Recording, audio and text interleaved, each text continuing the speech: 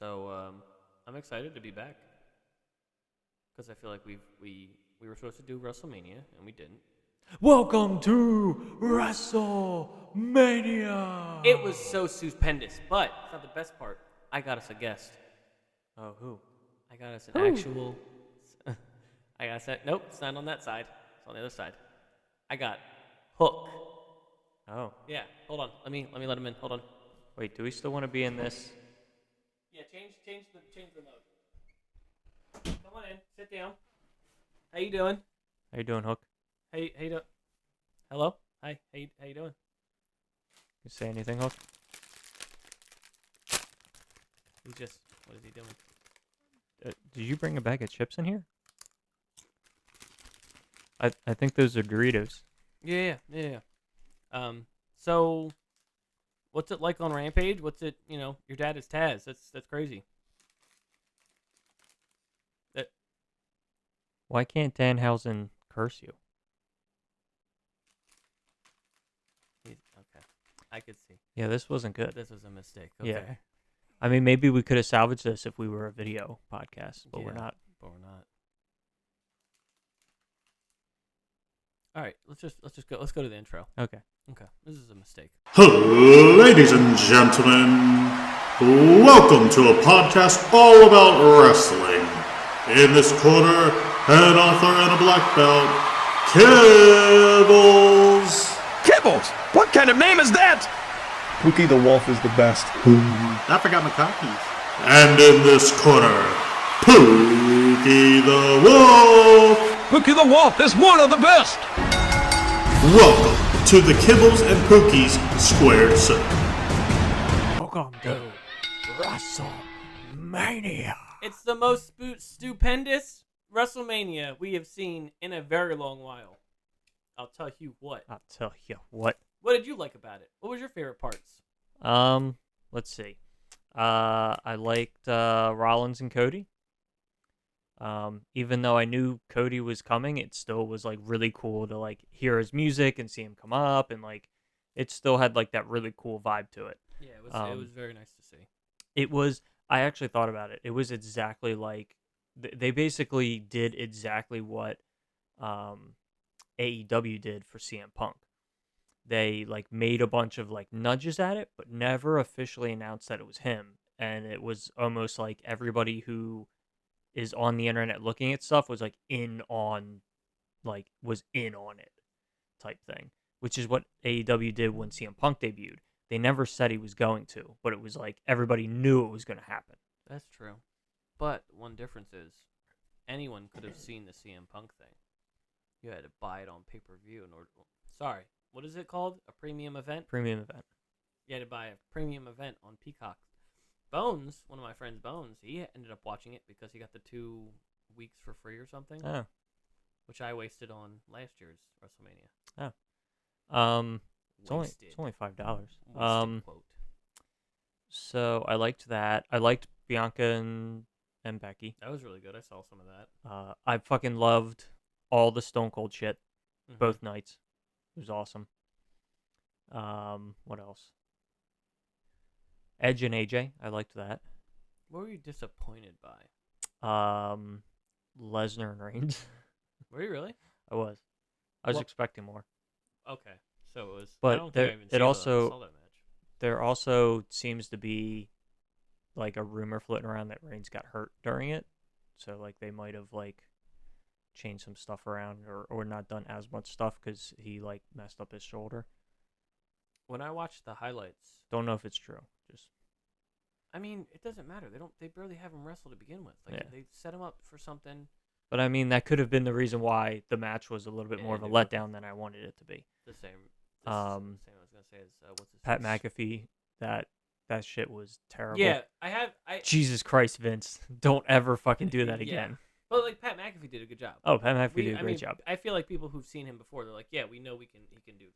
Yeah. I also question, like, why did we do that? Like, why did we have to the versus Austin Theory totally makes sense. Why Vince McMahon? Why did Vince then have to beat him in a match? Like, why couldn't it just be like Vince gets in the ring And just beats the shit and out of just him?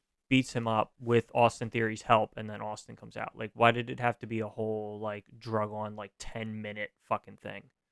Yeah, it's Like, weird. cause like till he got in the ring, they rang the bell, they did the match, they did the celebration. Stone Cold came out. It was like a almost fucking 10-15 minute fucking thing where I was just like, okay, we know Austin's coming. Like, just Now the too old long. man's gonna get in the ring. Okay, all right. Okay. And- Oh, we're doing a match. Okay, and he all right. looks fucking old, dude. He could not do a clothesline. We've said this before. He looks like the puppet from the Firefly thing. Yes, He looks like the puppet now. Like the puppet has become like it's almost like he has Bray Wyatt has taken his soul and put it into the doll, and now he is aging. yeah. He looks Like the he doll. looks every bit of what he's like 75 or something like that. He 70 fucking something. looks like it. Yeah, he's 70 something. Yeah, it's real weird. But you know how I feel? I try to give WWE a chance. It really just upsets me how things are. The first thing, and I watched the highlights on the weekend, and I Oh, was like, I'm sorry. go ahead. I want to add one more thing. Go ahead. Because you asked me what I liked. No, go ahead. Fucking loved Sami Zayn and Johnny Knoxville. Okay. That was fucking awesome. Anyway, I'm sorry. Go ahead. No, go ahead. You're fine. You actually watched it. I didn't. So I just saw the highlights. So you can kind of give I more. offered. Yeah. And then I ended up working on that Sunday.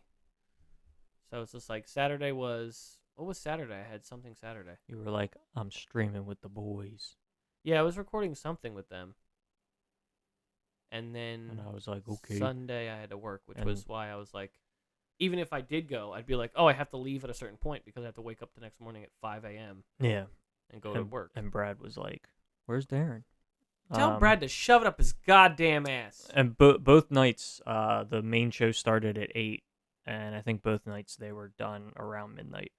Yeah, It was about 4 hours. I would have left like halfway through because I normally go to no, I would be there for like an hour because I would have got home at 10, then go to bed. So I would have liked if they were going to be 4-hour shows, and I knew they weren't going to be 3-hour shows, but if they were going to be 4-hour shows, I would have liked them to have started at 7 and ended at 11 rather than I have a 8 question. and midnight. It's just a theory or an idea. Should they go back to if they do the brand thing? Should they do like a pay per view every other pay per view is a SmackDown Raw? I don't think they have the depth in the roster to be able to do that right now. Maybe they should stop firing people. I mean, yes, that is one way to correct that problem.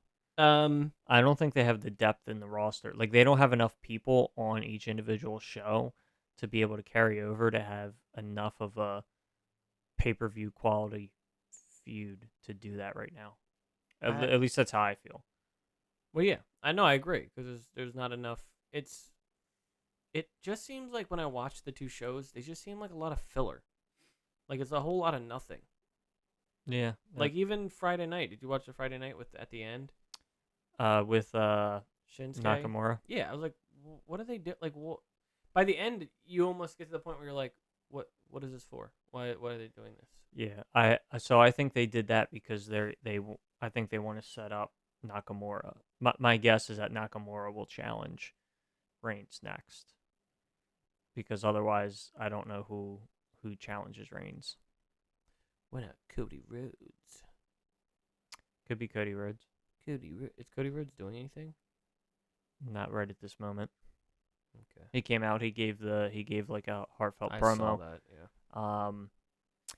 I don't know if they. Yeah, I question if they want to like hot shot right to the championship match with Cody Rhodes, as opposed to maybe like building him up to be like a really big SummerSlam main event match. Yeah. I think the concept. I think the concept where it's like I'm seeing a lot of things where people from WWE are like, yeah, Cody Rhodes came to AEW. They like the whole. I tweeted this out actually. I tweeted the fact of like Seth Rollins said he's in the big leagues now, and he doesn't have that. He's not. If you want to go play rinky dink, that's fine. This is actually his words. If you want to go play rinky dink, you can, but this is the big leagues, and he said something during the match as well, and I was like, Hell in a Cell. you versus the Fiend. Like, I think so. go fuck yourself. I agree with you. I think Rollins is purposefully just trolling people. You think so? I think so. He says shit like that all the time, and like I think and he came from the Indies and stuff. Like Yeah, that's what I don't I get. that's part of the reason why I legitimately think he's just trolling people online. I think in the tweet I wrote, I also mentioned the fact of like, just look at your 24/7 title storyline, whatever the fuck they're doing. I'm like, and you want to call this the big leagues? They're doing like, the thing that really got me upset was the R-Truth watching the other people with with binoculars and a ref and like out in the on the off to the side. I'm like, this is cartoonish. This is for children. This is like a childish storyline. Well, I mean that's what they're going for. So here's the thing, right? I'll agree with Seth Rollins. I'll agree with Seth Rollins in the fact that WWE is a big league. Yeah. It is a bigger league than AEW. There are more eyeballs on the product. There are more sponsors. There's more money in it. The stadiums are larger.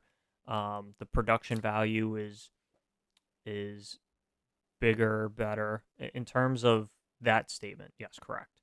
I don't agree with his rinky-dink statement, but again, I also think that's just Rollins like trolling. I fully believe Yeah. that he is trolling people and he's saying shit like that on purpose. The standpoint of having both shows and be like, if you're into this kind of wrestling, watch this. If you're into this kind of wrestling, watch this. And it's not really I don't think at this point it's a bad thing to watch either. Like, WWE is not for me, but I don't think it's a problem for some people who like it. That's fine. I'm never going to say, don't watch WWE, blah, blah, blah. Do I wish they changed things? Yes, but that's because it's not for me. A lot of the things that get me mad are like stuff that like just terms and words. Like, the thing that really bugs me is the sports entertainment thing. Yeah. Chris Jericho brought that up, and I'm like, now that I see it, I'm like, oh, that annoys the shit out of me now. That it's just, Oh, they've been doing that for years. oh, I know, but it didn't like when it said. Now I'm like, oh, he said that thing again, and that pisses me off. Like before, I'd be like, okay, whatever, didn't really notice it, but now I'm noticing it all the time. Yeah. I agree with you. It's for two different audiences, right? Like I feel like if I were to have a son or a daughter and they were, let's say, 7 years old, and I introduced them and started letting them watch pro wrestling, right? I could very easily see how, and this isn't every kid, and this isn't saying this would happen, right? But I could very easily see that without influence, they would potentially be more attracted to the WWE product. Mm-hmm. It's brighter. The way it's presented is it, and then they have like the 24/7 things, which is like really funny and for kids. Where like AEW, their funny stuff is more for teens and adults who are following people on social media and understand the backstory of the jokes that are happening. Yeah. So like I could see if I were to like take a 7-year-old and say watch this product, that more often they would probably lean towards the WWE product. Yeah. Well, and that would be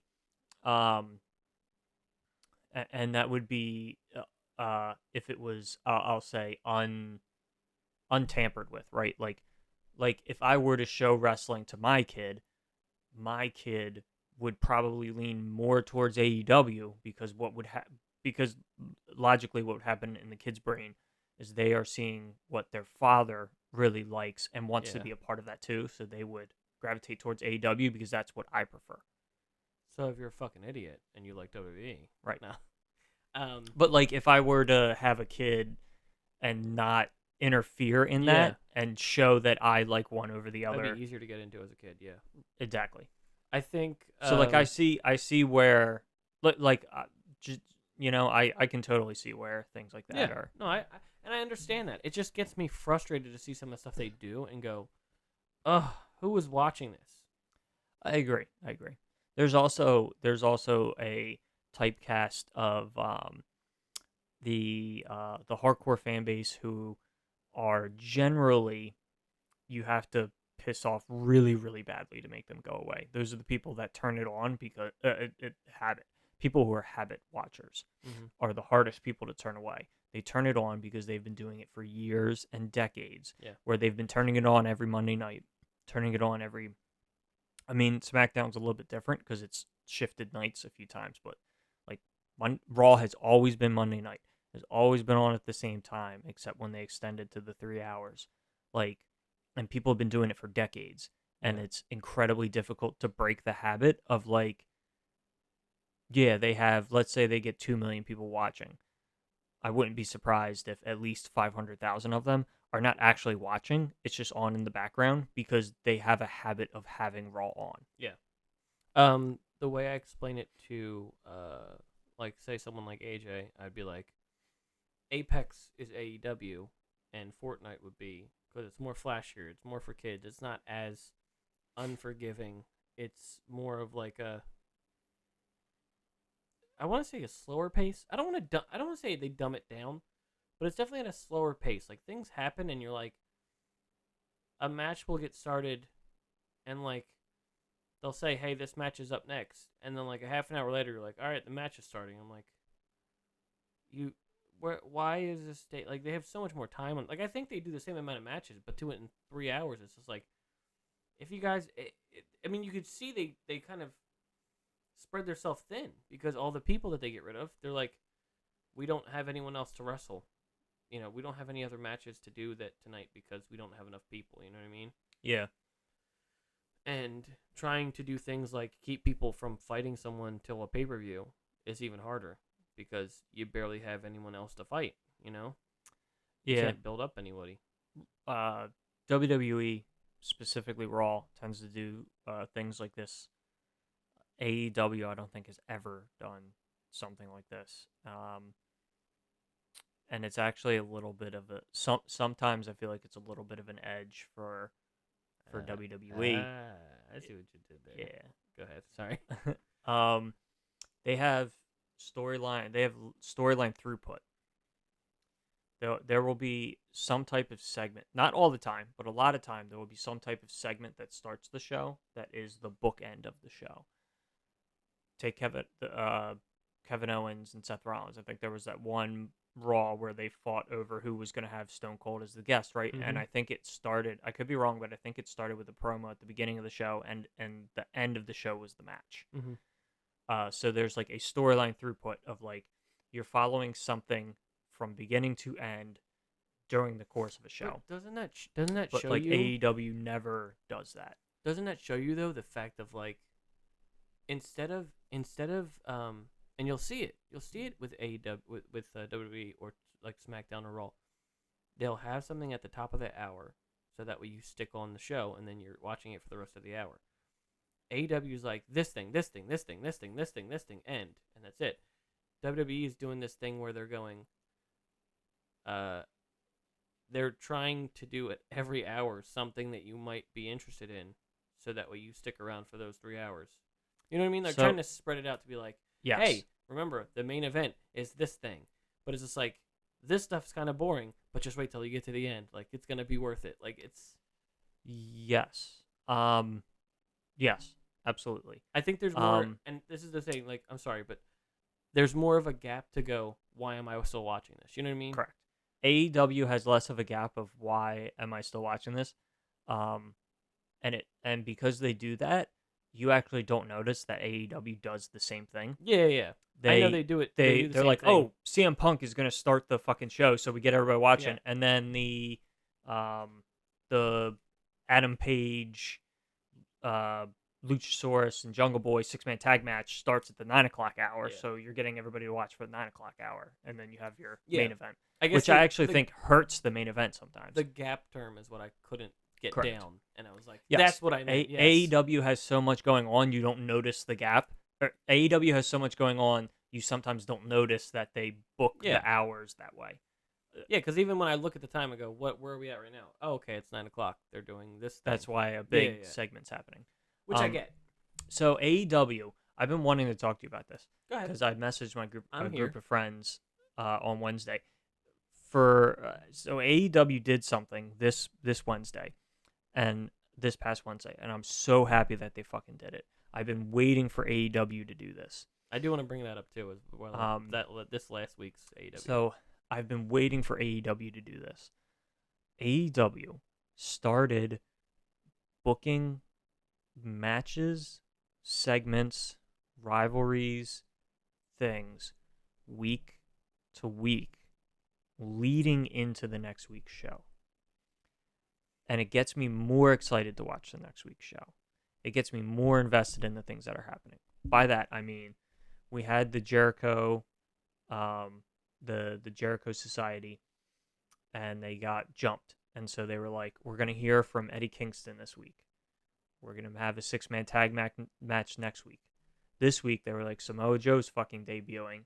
He debuts, and then they follow up with the Jay Lethal storyline. And what did they say? It wasn't like, next week we're going to have whatever for you. And it makes me more excited. It makes me want to watch the show next week. I think a huge problem with AEW is they have so much talent and so many different storylines they want to put on that sometimes, as a viewer, and this is me being like more of a hardcore viewer, I feel like they're taking shows and it's just fucking throwing spaghetti on the wall, and they're like, that's what we're doing this week. Because they'll be like, oh, next week is this and this and this. I'm like, okay, you can like shift in some stuff, but like, if you're telling me about next week's show and there's only like one talent that I watched this week, what storylines that I watched this week are following next week? Now I have to remember 2 weeks ago.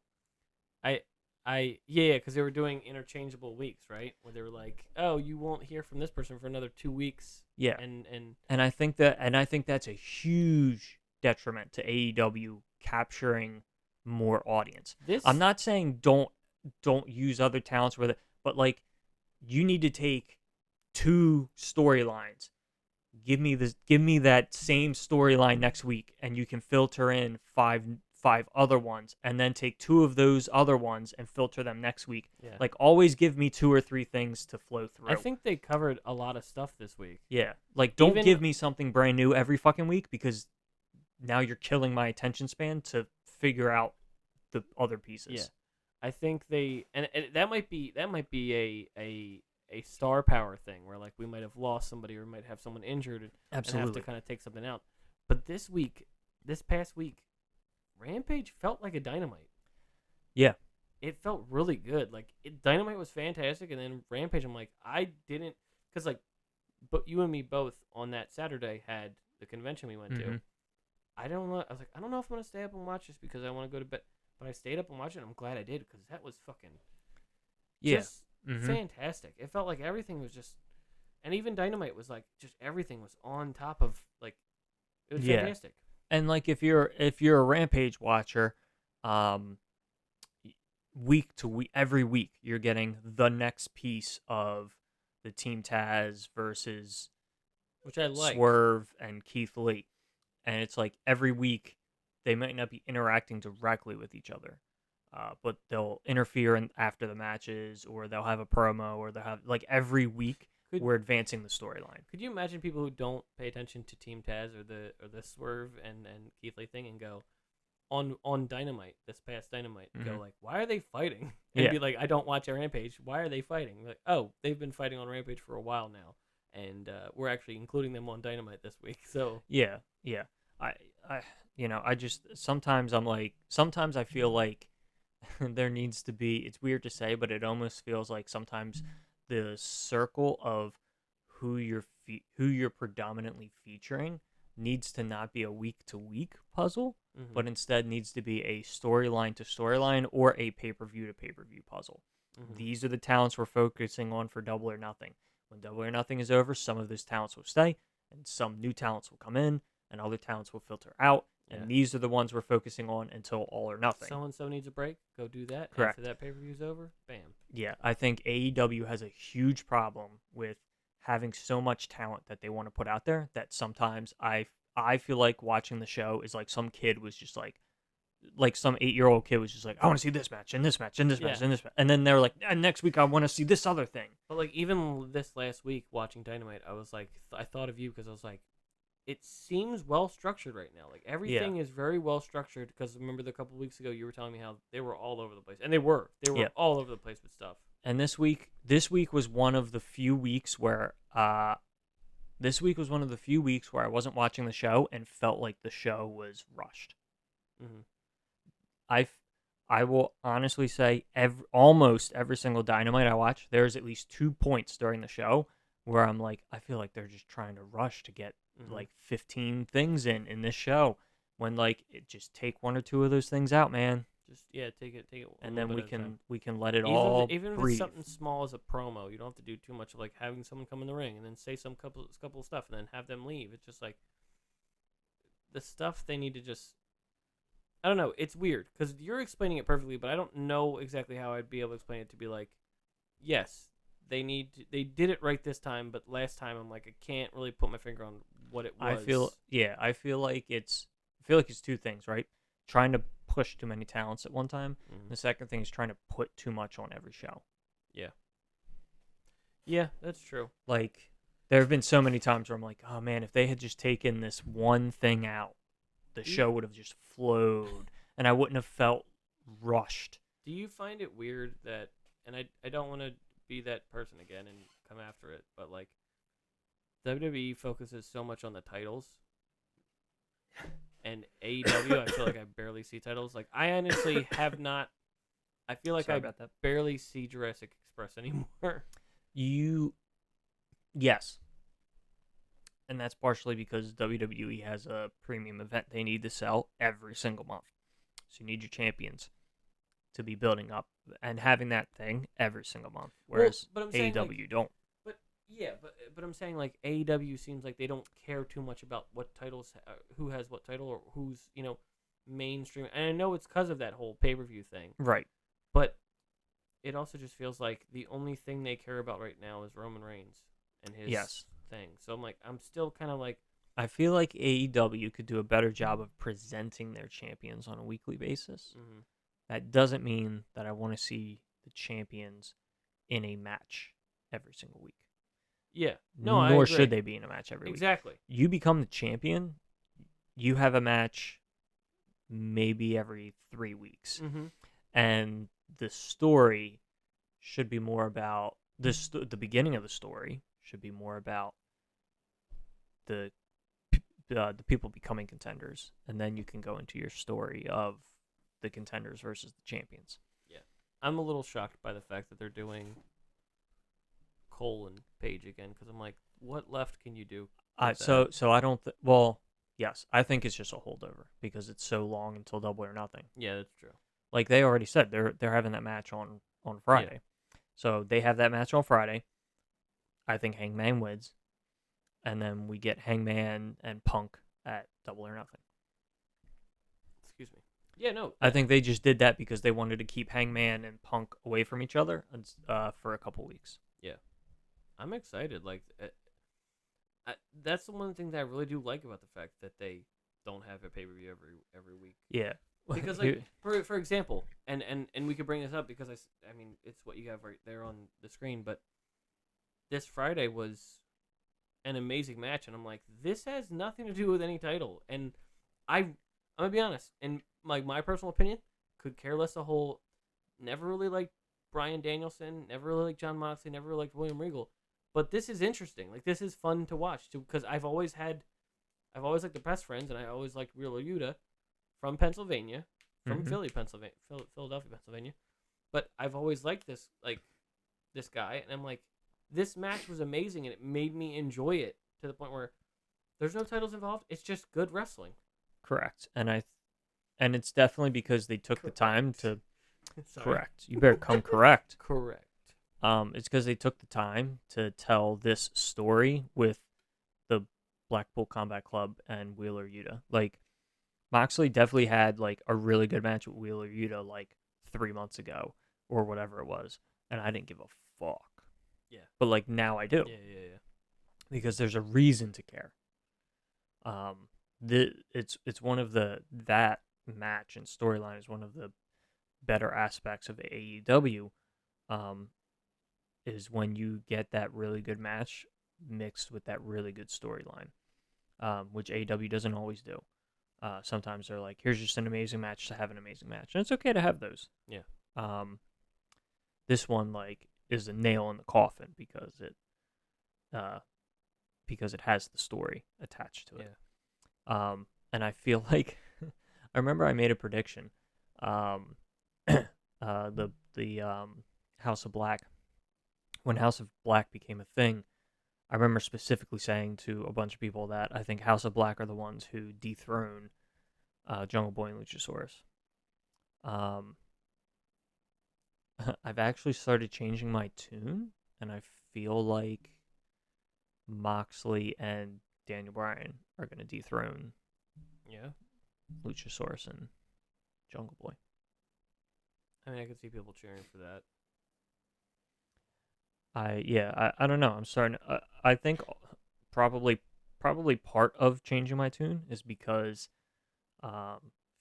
Ray Phoenix got hurt, and I feel like they're not doing anything with the House of Black because they really want to end the feud and do the House of Black 6-man tag against Death Triangle, but they can't until he comes back. Ray Phoenix comes back. I feel like they just put that whole thing on pause. That was another thing that Rampage didn't even bother with this week, which was the De La Soul, or whatever the fuck his name was. Fuego? Fuego de Soul? Yeah. I'm thinking of the band, De La Soul. Sorry. I don't get the Fuego thing. I don't. Well, that's what I'm saying. Like they didn't even do it this week. They were like, nope, he's got his ass kicked so many times. I like the concept of what they're doing with that, where it's just like he has heart. He keeps getting back up. He keeps getting his ass beat.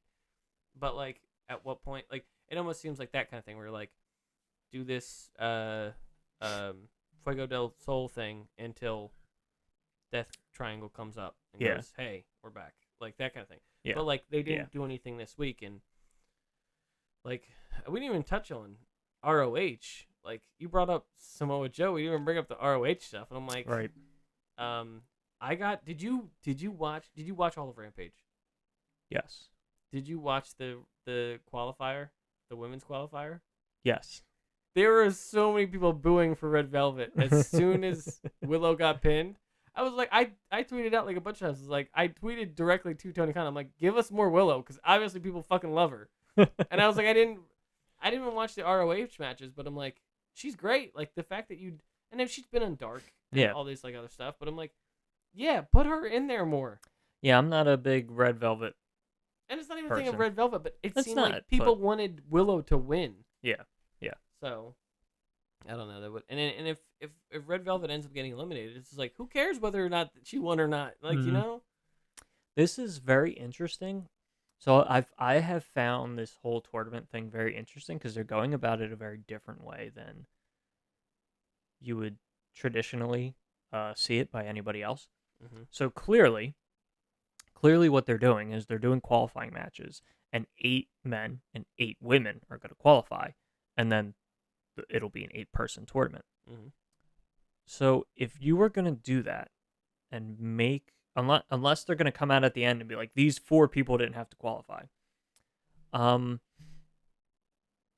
is it not just a 16-person tournament?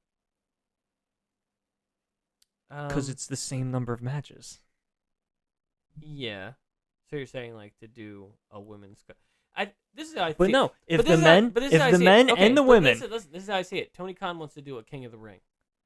That's what I feel like it is going to be. King of the Ring was always like 32 people or something like that. Yes, but they're keeping it simple so it doesn't seem too complex. They're having a man's side, a women's side. There's going to be a man winner. There's going to be a women's winner. They're not going to have someone have a crown on their head. No, I'm talking about specifically the qualifying aspect of it. Okay. You have to... So, 8 people. Uh-huh. 8 people have to have a match to qualify. Yeah. Which means there's going to be 8 matches. Uh-huh. So why is it not just a 16-person tournament? Because all 8 of those matches are then technically... Because if everyone has to qualify, all 8 of those matches are technically part of the tournament. Mm-hmm. So why is it not just, hey, this is a tournament match? No, I get you. No, that's what I'm saying. Like, why is it not this is a tournament match instead of this is a tournament qualifier? Yeah. Unless the only reason that they would do that is if they're going to get to the end and there's going to be like 2 or 3 people that don't have to qualify. When's the Double or Nothing? May 25th. It's Memorial Day weekend. They got a The good- end of May. They got a good while, Kibbles. But well, no, I'm not. I'm just We saying. have what? Why is it called a qualifying match? No, Why I don't they just understand have a what- 16-person I tournament? understand what you're saying. It makes no sense to but- me. No, and it doesn't. Trust me, it doesn't. Like it would. There has to be some reason that you don't know Yeah. because it doesn't make sense. It's We like have what? One of the males, right? We only have one male qualifier, and we have 3 women qualifiers, right? No. Yeah. Do Samoa we have- Joe. Is there any other male that qualified? Is Joe the only male? I think so. You're me. probably right. That's the only one I can think of. You're right. He's the only one I can think of. And then we have Tony Storm, the trash woman, and Red Velvet. Keep in mind, if no one's ever heard the podcast, or if I've never mentioned it before, Jamie Hayter is the trash woman because she's got a big old dump truck on her ass. That might be sexist. That might be misogynist. I don't care. I think it's nice. I find her very attractive, and I like a big dumper. He's As an they say. ass man. I'm not, though. That's the thing. I'm not an ass man. And Jamie Hayter just got a nice, big old... Sir Mix-a-Lot once said, baby got back. And she does. She's got back. She's got a big old, nice rump on her. She's got, as the British people say, she's got a good old nice fanny. Right? Fanny is the opposite. British slang is... British slang is vagina. Oh, really? Yeah, fanny's the opposite. I didn't know that. It's the front side, not the back side. I didn't know that. She's got a good old American fanny instead of a British fanny. Yeah, I think you're right. Joe's the only male. Josie, yeah, and I mean I get it because you want to build a pipe for him. And the females are Sheeta. Oh shit! No, there's 4 then. There's 4 women, because as of last Friday, Red Velvet, Okay, Red Velvet, Sheeta, Sheeta, Tony, Tony Storm, and the Jamie dump Hayter. the drum truck woman. Exactly. You try to get by. Yeah, You tried to get by without me saying it. You son of a bitch. You're right. The only person I could find, I just did a really quick Google. It looks like Joe's the only qualified male. You know what threw me off today? This is a side note. Not today. A couple weeks ago, I watched an interview with the Acclaim. Mm-hmm. Something that threw me off was The Acclaim Max Caster's favorite band. have arrived. Max Caster's favorite band, Tegan and Sarah. Did not see that coming. For a man who does raps, I'm like, yeah, this guy definitely likes alternate rock of 2 sisters who sing. Okay. Oh, I got. Go ahead. Did you see this? So, night 1 of WrestleMania was supposed to have Sheamus and the guy he's with, New Day. Rich Holland, Yeah, with New Day. against the New Day. They got cut and they got moved to night 2. And it was like super fast, wasn't it? Yes. So they got cut on night 1, and when they got cut, the internet was talking about it, and Sheamus tweeted out scissors because they got cut, and then Anthony Bowens Oh my god. replied to it and said, "See, even Sheamus loves the Acclaimed." Oh, I love it. It was amazing. I remember the dark episode. Either the dark episode or something I was watching from whatever Rampage. I remember the moment that Anthony Bowen acknowledged his scissoring and wasn't grossed out by it. He's like, all right, yeah, make it happen. And they Yes, did it. because for a while he was fighting He it. was like, stop it. And then it became oh, yeah, we do that now. Yeah. The first time I noticed him try to like not have it happen was in my head. I was like, okay, did he not know he was going to do that? Because for me, it was the first time I'd seen it. So I was like, was Max just like off the cuff trying something? And Anthony Bowen's in his head is like, we're on live TV. We can't be doing that. Because Max is always going too far. But then he kept trying to do it. So Yeah. I was like, okay, never mind. This is a thing. And then eventually Anthony Bowen's like, yeah, all right, we'll do it. And he goes, Also, how about that rap on Samoa Joe? Samoa Joe. It was not bad. And I got it. I understood it. When I he was like, I was like, oh, when he like mentioned about like we beat you in the ratings and you were the champ. yeah. I was And like, I oh just shit. I just love the like. I just love Samoa Joe. Both times he went, yeah, no, that's fair. You got That's me. that's Got me. pretty good. That's pretty good. and then he killed him.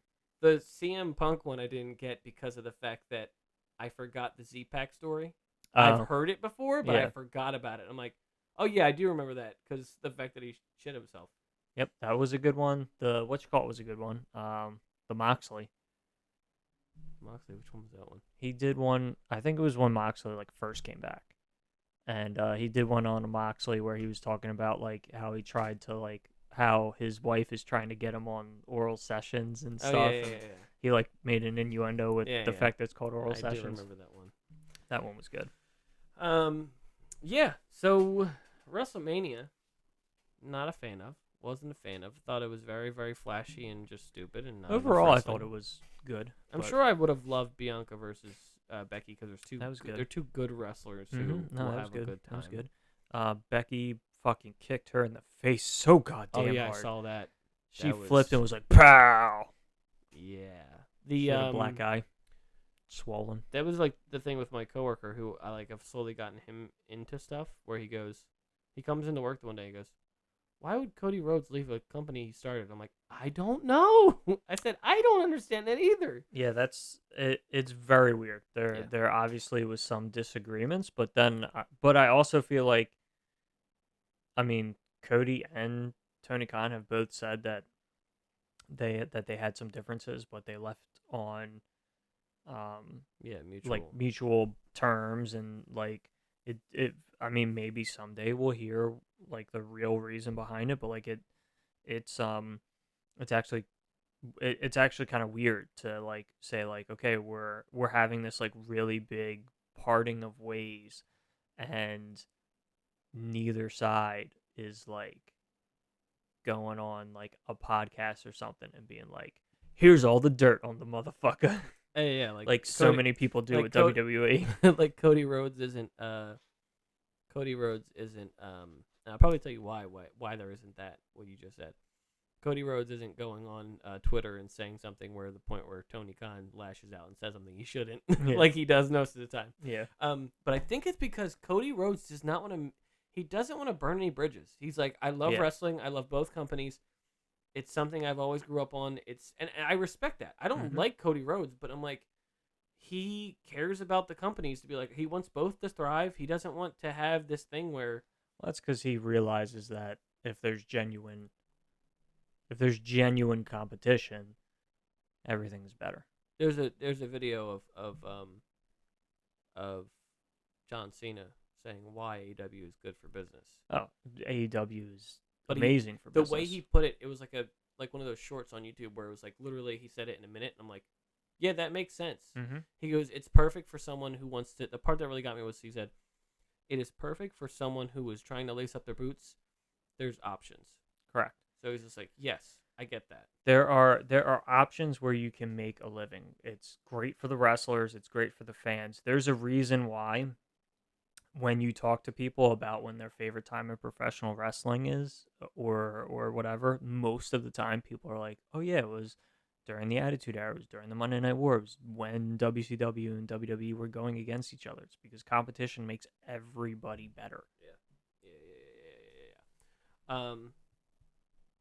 Are you I have a question, and I know it probably won't get old, but with the resurgence of the rattlesnake coming back, are you tired of what? I'm really tired of what? From the fans, at least. I feel like I'm not tired of it, but that's specifically because I don't watch the shows. I'll watch some YouTube clips and stuff, so like I'm not engaged with the what chant. That being said, what? Do you know who told the story about how that happened? What? Do you know who told the story about how that happened? What? I said, do you know how? It was Christian. Yes, that's he left a voicemail, and he just kept going what after he said something. Yeah. That's really weird. That's really kind of weird. The fact that it's like Christian. Mm-hmm. Christian is the reason why we have what. Yeah, and he was too stupid to do it himself. Yeah. Well, I don't think it would have worked as well because Stone Cold people would be like, "Yeah, let's do that." Probably not. Yeah. Because it just doesn't seem like it fit the same if you listen to it. Yeah. But yeah, it's good. Undertaker's Hall of Fame speech. I didn't listen to all of it. Good shit. I think probably my favorite part of it is I've never heard this before, but he tells us the story about the match with Michaels at WrestleMania 25. And he said it was like the day before or whatever, the week of, and him and Sean were like going over some high spots, talking about what they wanted to do. With Michael Hayes was the producer, or the road agent, whatever you want to call him. And he said, we asked Michael Hayes, you know, when are we going on tomorrow? And Michael Hayes was like, you guys are going on third, and you have 15 minutes.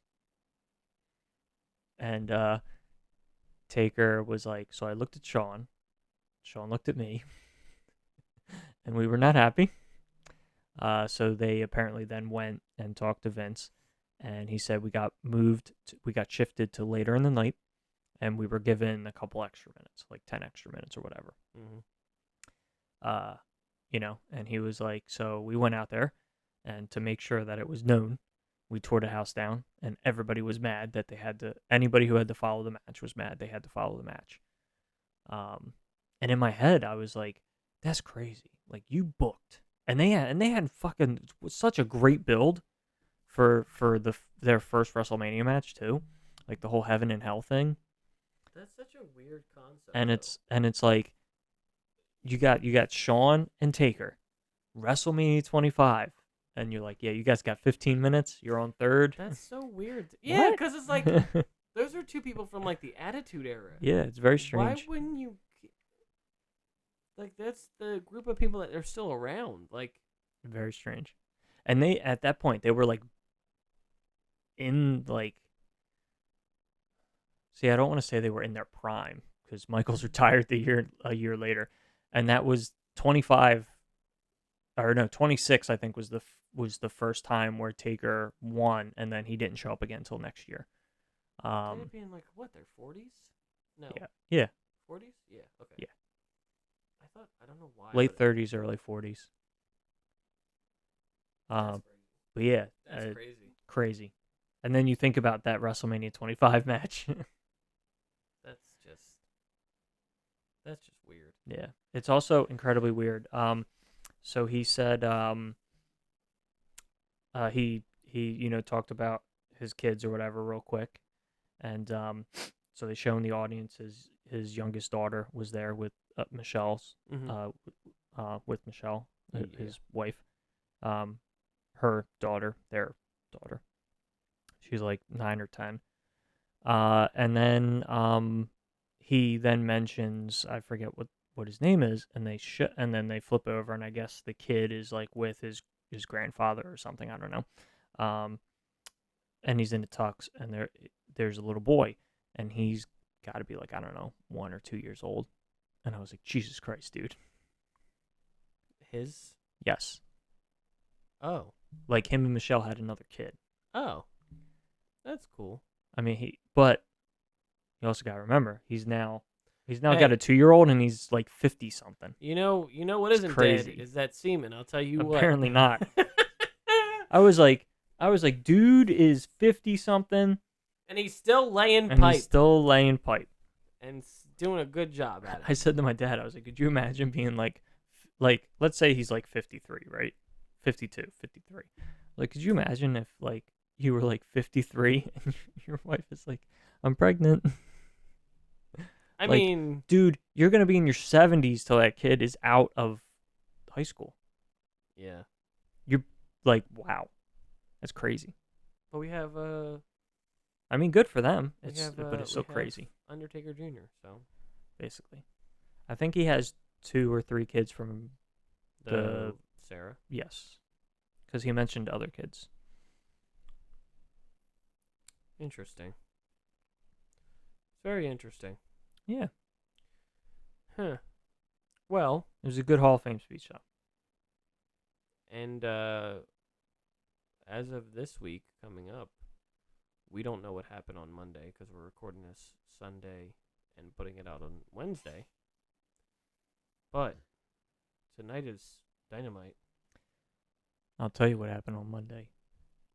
Our tribal chief. Uh-huh.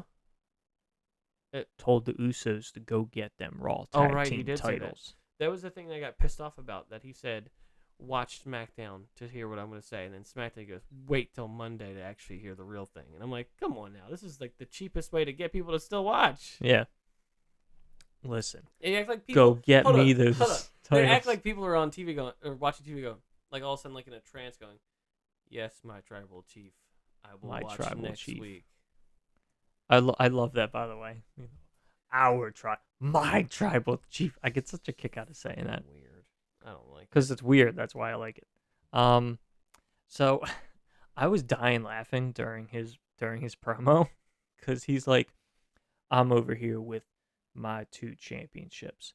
They're back there with their 2 championships." And I think in his head he went, "Wait a minute," and then he was like, "These 2 with their championship each." Yes. We need like he had to like backpedal for a second because he was like, "Those are both the number 2." I'm getting to that. Hold on.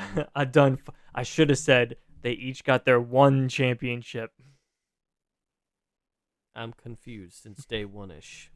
It's not day 1-ish, man. Day one-ish. I want to know what is day 1 is H. I don't understand. Day one is H. Day 1. Did you ever see Yes, that? you told me this. Day 1 is said- H. Day one is H. What does that mean? But no, shut up! Don't laugh at that. Day 1 Even- is H. Even day one-ish doesn't make any sense either. Their thing saying day one-ish. What about we the ones? You know that's on their new shirts, No. right? We the ones. That's dumb. That's dumb. Dude, What about did you hear about the the one first thing? time I saw the shirt Hold was on. at Elimination Chamber, and I spent the whole match trying to figure out, am I reading it wrong? They're actively wrestling. They're and I'm actually like, giving me an aneurysm trying to think about these shirts. what was great was they were actively wrestling, so I was trying to figure out, am I reading it wrong, or like, is there a word hidden because they're wrestling and the shirt is like ruffled and like folded over? And, How- and I was like, no, the shirt does say "We the Ones." How does that help merchandise if you don't understand what it says? I don't know. How does that help merchandise? I just want to let you know when I watched Elimination Chamber, Oh. it's the only thing I paid attention to that whole fucking all I tag could match. think about. I was like, I'll the be fuck honest. does that shirt say? I'll be honest. I didn't even know who won the match. I just couldn't. The fuck does that shirt say? All I focused on was day one-ish, or what's the other one? We the Ones. We the ones. The fuck does that shirt say?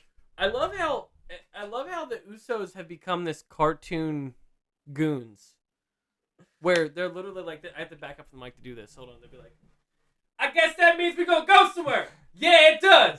We gonna go win them titles, right? Yeah, we are. And it's just like, who are you doing this for?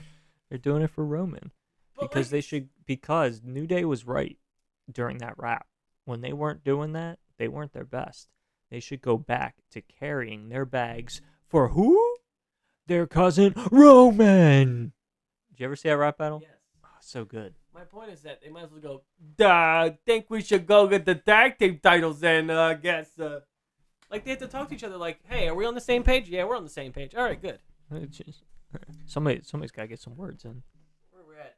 53 minutes, Yeah, I think. somebody's got to get some words in other than Roman and Paul. Yeah, but they, like, talk to each other as if, like, they're like, do we gonna go win them titles now? Yeah, I think we should for Roman. Maybe it's Vince telling them that they should do that. Okay. It's Vince telling them to do that. I love the one story I watched the other day with CM Punk talking about doing NXT stuff. The commentator for NXT. Okay, yeah. And one of the fights, they destroyed the monitors. And he goes, I'll never forget the one time it's me and Josh Matthews.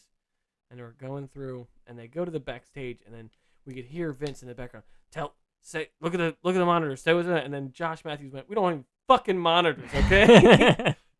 He's like, it was one of the best moments I've ever had. He's like, oh, just check out look at the monitors. He's like, we don't have any fucking monitors. They destroyed them already. You ever go on YouTube and watch the compilation of hilarious CM Punk moments on commentary? Yes. Fucking great. That's where I came from. That's where I got that interview where he said, because I was like, right, he did do a lot of the. 'Cause he was hurt. Yeah. Yup. Yep. So what are we gonna wrap up with? We're going to wrap up with the fact that WrestleMania happened, and listen, bro, I was almost 100% correct in all of my predictions. That's right. You only had all but one, which was a Ronda Rousey. Ronda Rousey. Not winning against. Not winning against Tits McGee. Although what I should have done in my head, what I should have done is I should have said, not Becky, Bianca is winning the title from Becky, and they won't have both championships change on the same night, so Charlotte's gonna win. That's what I should have said in my head. Yeah. But Ronda wants her in an I Quit match. But you forgot the mention of Tits McGee Yeah, why'd you call her that? because her nipple popped out. Oh, you're right. I forgot about that. Yeah. So that they cut the black, and we were trying to figure out. We legitimately You weren't during expecting to see any nipples. right during when it happened, we legitimately were having a discussion about, was it that Charlotte's boobs popped out, or did did Ronda's shorts ride up too much? You could see some clam. Yeah. So we were actively trying, because I don't know if you noticed, but every time Ronda gets up, she readjusts her pants Does she? all the time. Almost like she's not really wrestling. All the time. It's annoying. I don't know. I'm like, bitch, wear some longer pants. They only have certain people wrestle during pay-per-views, so no, I've never seen her wrestle. I'm like, bitch, wear some longer pants. Yeah. So that's why we were trying, because she's always doing this. Mhm. She's always pulling them down. So we were trying to figure out if Charlotte popped out or if Ronda popped out, like rode up too much. Charlotte. It was popped out. Charlotte. It was Charlotte. Charlotte popped out. And she doesn't want to fight Ronda in an I Quit match. She does not want to do that. I'm still on Tits McGee. It's McGee. Okay. So Day We one didn't- is H. we didn't even talk about Ring of Honor, the Supercard. How do you feel about It was a thing. The Briscoes? Briscoes? They seem like a really cool tag team. They've had some good matches. I haven't really seen enough of their matches to I formulate an I opinion. feel like it's gonna be how I feel about Kane now, where it's just like they can really wrestle, but their viewpoints on things is very, very yeah. old school. Yeah. Yeah. I feel like it's a guy that if you've never seen them before, people listening, if you've never seen them before, they seem like the type of people that would be around like in the city of Philly asking you to bum them a cigarette. Yeah. Because they talk like that. They're like, hey man, let me get one of them cigarettes. Yeah. No, Let me definitely. get a Newport. Did you this weekend? Did you walk past the guy who was praising Jesus, his Lord and Savior? No, I did not. He was on a corner, just yelling into the street, just yelling it. just yelling, I like thought not at anyone in particular. I thought LeVar Burton was on the street corner, but it was just a homeless man Just a eating homeless a man. sandwich. I was gonna give him a book, and I just, It wasn't him. it wasn't him. Yeah, I was disappointed. So I'll be honest, I didn't watch Supercard of Honor. I heard it was good. I heard it was good as well. It sounded good. I don't know where I was be able to purchase it or buy it, so I didn't really give a shit. Fight TV, I think. Okay. You Is that order it. Fight FITE? Yeah. That confuses the hell out of me. That's like one-ish. Is H. Day one-ish. Day one is H. Shut up. And then there was Oh. that episode where when the New Day would go from there was that episode of the Fashion Files where when the New Day would walk into the office, it would turn noir style, and when they would walk out of the office, it was back to like regular color.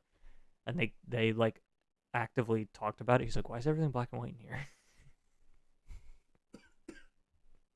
What do you think about the Triple H thing? Thought it was cool. Can't really do anything It was- else now, huh? I mean, he's He's going to die. he's got a defibrillator in Did we his talked about chest. this last week, right? We talked about last episode. We talked about that he retired. Yeah. Yeah. We didn't. So he's 100% never gonna wrestle again. He's got a fucking defibrillator in his chest. Also, I don't know if we had talked about the specifics around it. So we knew there was chest problems. He's come out in an interview and said that I don't know if you saw this, but he was like feeling weird and there was like pain and stuff, so he went to the hospital. or he went to the doctors or whatever, and they sent him along. They were like, dude, you're the oxygen getting from your heart to the rest of your body is like 60% blocked. We need to get you into surgery as soon as we possible. talked about that. We did, yeah. Yeah.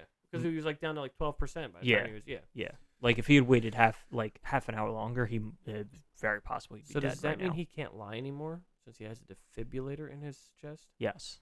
He can't fib He anymore. can't fib anymore. He can't fib anymore. Okay. That bit's done. I'm sorry. Yeah.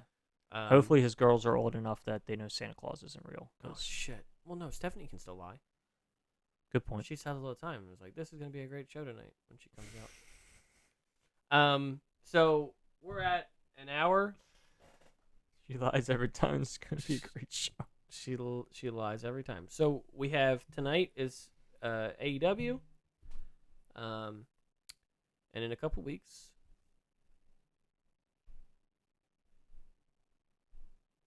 I'm sorry, I'm trying to push the button to bring back the announcer for this, or fuck. For April 27th in the Liacora Center, sorry, Philadelphia, Pennsylvania, AEW Dynamite. We're going to watch Rampage too. Yeah, they recorded afterwards. They better not jip us. Because this next couple, what was it, the next Rampage is going to be live? They better not fucking jip us. Good point. I don't The next Rampage is live because they're filming Battle of the Belts. I don't want them to succeed, but I want them to not do that so that way I get to watch more. But we will be at AEW Dynamite the 27th of April. So watch that episode. We'll probably do this next time we record and do this bit until we no longer are going anymore. Kibbles also mentions that Dynamite. May 15th, we're going to go see Danhausen. And then you added to me. Very nice, very evil. What were you confused about when you texted me about... I'm sorry. What are you confused about when you texted me about Wardlow? Because I sent you a gif of a guy getting an erection? Yeah, I wasn't... I was excited. That's what I said. I said, I don't understand. Are you that excited? The boner was for Wardlow. Because the same place that Danhausen is going to be signing stuff, so is Wardlow in June 20th something? Yeah, 23rd or something like that. I'm going to be in Jersey, so. And I'm not. Wait, you're going to be in Jersey? Yes. You're going to be probably closer to where? No. Oh, okay. We go to... Jersey's a big place, like Russia. Jersey is a big place. So the place we go is in northern Jersey. I'm going to southern Jersey. Well, I'm going in the opposite direction. You'll see, if you watch the channel, my channel, Pookie the Wolf at YouTube, I'll be going to see Wardlow. Nice. I don't know if I'm going to be able to get there on my own, but we'll find out. I'm sure I'll be fine. It's just a 2-hour drive. Oh, well, then it should be fine. Yeah. I've gone to Bones' house before, and he lives in New Jersey. Should be fine. Should be fine. I'm sure it's... Hey, if I die, I had a good run. That's true. You know? Did. I had a good run. I met Danhausen at that point, so... You know? So, wrapping up... Oh my God, that's what happens. What? You tell Danhausen that you're meeting Wardlow in the same place. No. He curses you, so you die on the way to go meet Wardlow. No, that's so weird too, because he curses me, and like a couple months later, that's when it kicks in. Yeah. That's weird. So that was weird. Yeah, I guess that's it. That's it. Yeah. Thank you for listening. Follow us on all the social medias that we don't have, and follow the podcast because we do have that. I'm sorry about earlier about Hook. I honestly thought he'd be more talkative. It makes me feel like you don't actually watch the product. Oh God, he's back! No! Oh God! It would still. I mean, At this maybe point, he could he'd just probably be better off dead. No, I'm kidding. Whoa. I don't mean like I want him dead. I mean like they fucking ruined everything he had. What's the point anymore? Yep. Well, really one of the best, and it's a shame that we're not going to see him wrestle ever again.